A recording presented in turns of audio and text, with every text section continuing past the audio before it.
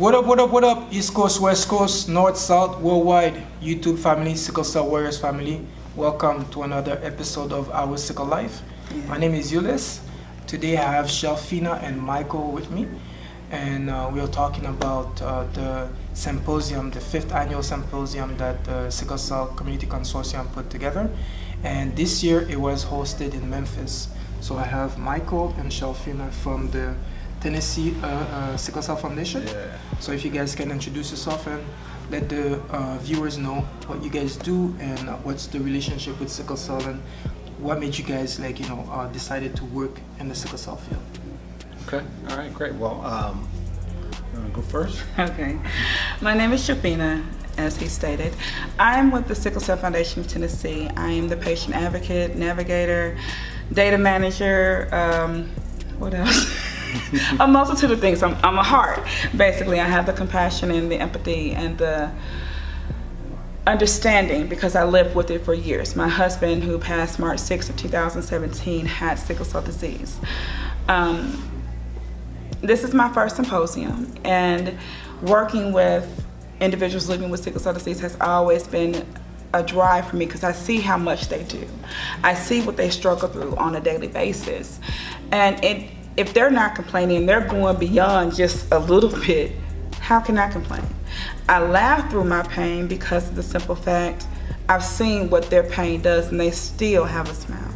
They still strive for greatness. They still strive to go beyond the norm. And meeting so many of them just encourages me for life. That's me. Awesome. And my name is Michael Jackson. And with the Sickle Cell Foundation of Tennessee in various different capacities over the past 6 years. Dr. Trevor K. Thompson, the late Dr. Trevor K. Thompson, was a friend of mine who, in a previous career as a banker, he asked me to be on the board of directors. I worked and operated in a very limited role for 6 years up until I switched careers and decided I want to get into the health and wellness field. So I did a variety of different things there in regards to doing corporate wellness and whatnot, and worked with the foundation on a small capacity. But after his passing, I stepped into the foundation, and so that's when it got real for me. I had relationships with sickle cell through family members. I have a half-sister and 2 cousins, one who lost his life at a young age due to sickle cell disease. I understood the disease. I saw it from friendships growing up. And so as a health disparity affecting African American, I was really drawn to it and found out that an uncle who I never knew, who died, he was a Black Panther, died in the 60s, was doing trait testing for sickle cell. Mm-hmm. I was really struck by that for someone who lost his life at age 22 and was doing that kind of work. I felt I had a pretty much full career, 2 careers that I was able to have, and been able to have a family and have a pretty blessed life with some humble upbringing. This brought me back home and gave me an opportunity to work with the Sickle Cell Foundation, and it's been incredible. I've met some great people. I draw strength from people that live with pain that I have no idea about, and it's just been something that turned into what I would consider to be a true passion of mine, is to give to this community. And so I've done that through a variety of different ways, and I'll continue to do so. Yeah. So this year is the first year that the symposium is being held in Memphis, Tennessee. And what was your guys' experience? How did you guys enjoy the, how was it? Yeah, I would say that, I had been following Dr. Bailey, and she didn't know me, and I really didn't know her.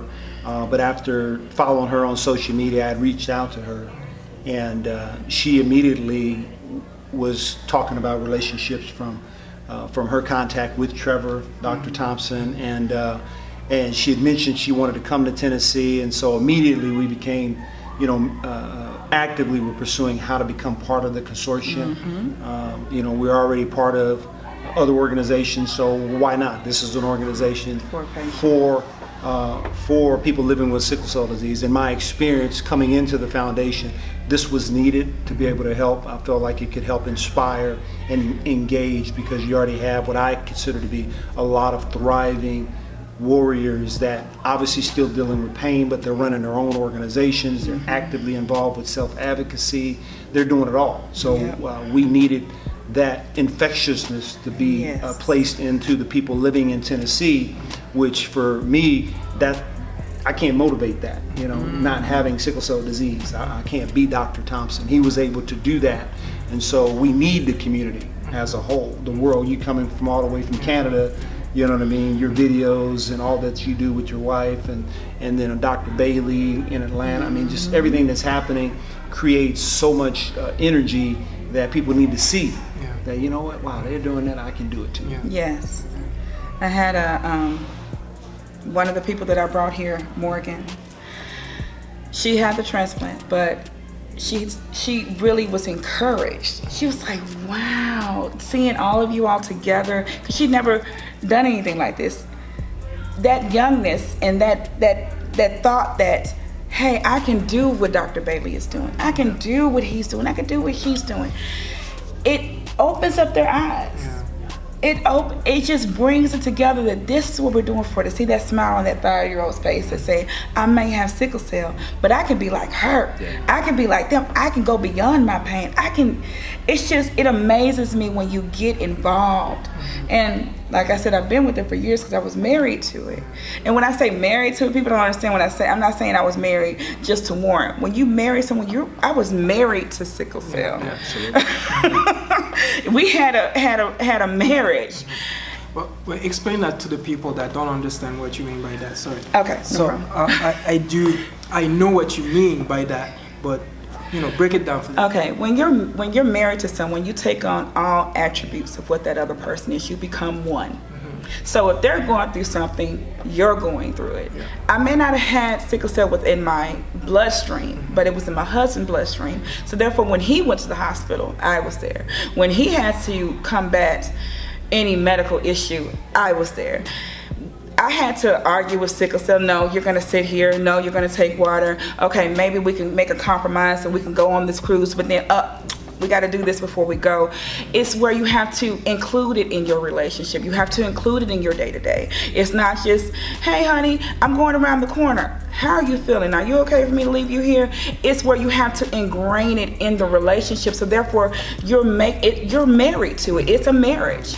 Does that? Yeah, that makes sense. No, that do make sense. But it's what I want people to understand is that, when you say you're married to it, it's like it becomes a relationship, so that you learn how to advocate for the person. Yes, you learn how to be the voice for the person when they can't talk. Right? Yes. You might not be able to feel the pain physically, but you feel it in some other ways. Because when you could see the pain and there's nothing you can do, and you feel hopeless or helpless, you know what I mean? It's like all those things you still experience. Those things. So, and people don't understand when you're at the hospital and you're telling the doctors or the nurse, hey, they're not talking right now, but they're at a 5, they're at a 6, they're at a 7. Well, he's got to tell me that. Okay, well, look, he can't talk right now, and I'm speaking for him. I can sign whatever needs to be signed or do whatever needs to be done, but you're going to help him right now. And that's one thing I do advocate for. Even if you're not married, always when you go to the emergency room, try to take someone with you who can speak for you. Because when you're in pain, you can't vocalize a lot of things. You can't get those things out. And they're looking at you like, okay, well, they're not saying anything, and they're asleep. They're sleeping through the pain, trying to get past what's going on. So it's just... And one of the things I'll add to that is that, and that's why there is a need to be trained as the movement now with community health workers. Yes. And both Shelfina and I have gone through that training. Yes. And as community health workers, in essence, what you're basically that close advocate to that individual going through the disease. And you're an encourager in a different way than what the nurse or the doctor could do in a 5-minute session after a 3-hour wait in a lobby or something in that aspect, because there's always someone else waiting when they go to the doctor. So, but with an advocate, that's going to be a limited number of people in your circle of influence that you're going to count on that are there 2 o'clock in the morning in many cases, or throughout the day, that you can maybe reach very quickly for a ride, for a lift up, or for just somebody to just really hold you accountable from a do's and don'ts standpoint. That's just going to be real with you, unlike a doctor or a nurse.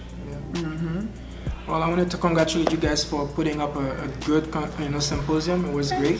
I had a good time. Like, it was too short. It was like, I came here since Wednesday, but it was too short. Like, for me, it was too short. We did some good things. Yeah. Ate some happy Memphis barbecue and I wanted to say thank you guys because rooftop party. Can I say that? For The driving all the way. hospitality, I appreciate that. Yeah. The Southern hospitality, I got it. Okay. I wanted to say thank you. And thanks for you for flying waiting all for the you way guys from Canada. to come to Canada next time. Absolutely. Toronto's on the list for sure. All right. So we're looking to do something like that probably for next year. Okay. So thank you very much. I appreciate you guys. All right, And appreciate thank you. you for having a moment with the viewers on my channel so that they can be informed and know what the sickle cell community is doing. Yes. Yeah. Warrior forever. We got to right. cross up now. Yes. Wakanda. All right. Bye-bye.